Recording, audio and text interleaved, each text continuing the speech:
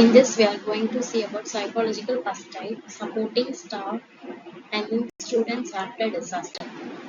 First, introduction. Disaster is whether it may be occurred by natural, technological, or human cause that can be have a profound impact on student, teachers, and the social staff, school staffs, etc.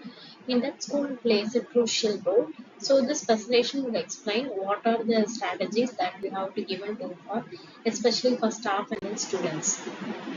Psychological first aid, supporting staff. So this includes what are the impacts of diseases, providing immediate response to psychological first aid. We will also look at the specific strategies supporting students and addressing staff's need to prevent burnout, ultimately fostering a culture of support and resilience with the educational environment. And first, we have to understand the psychological impact, the common reactions and the statistics. Common reaction: disaster often trigger a wide array of emotional. So first, we have to capture the reactions. That is, we have to understand what because they will be suffering to the loss of life and the loss of property and sense of duty. So you have to first commonly observe their reactions and then statistics. Recent studies shows that nearly 40% of individuals directly exposed to disaster may develop the post-traumatic stress disaster.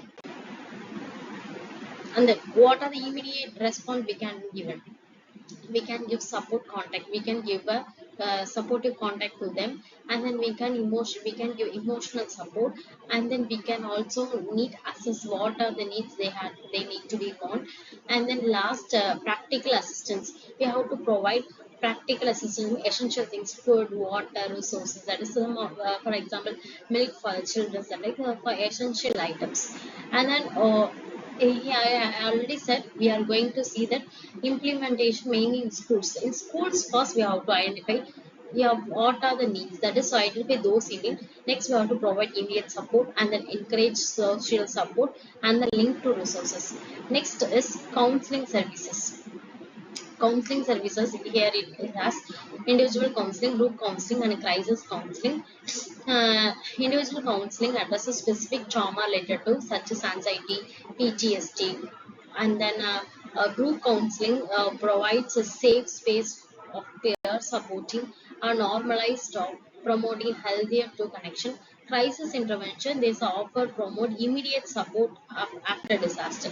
And then these are long-term support. We have to build mental health awareness campaign. It reduces stigma and encourage seeking individuals, and then training programs, and then peer support, and then specific strategies for supporting students. Provide academic accommodations such as flexible deadlines and make up exams.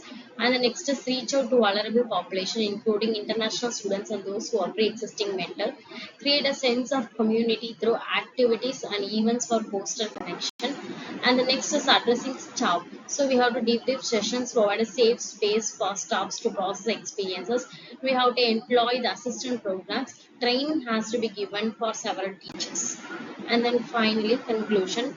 A disaster can be lasting psychological effects, emphasizing the need of proactive, comprehensive support for recovery by implementing a multi-tried approach, including psychological first aid, counseling services, and long-term resilience building initiatives. Universities and schools can create a more supportive and resilient community. Thank you.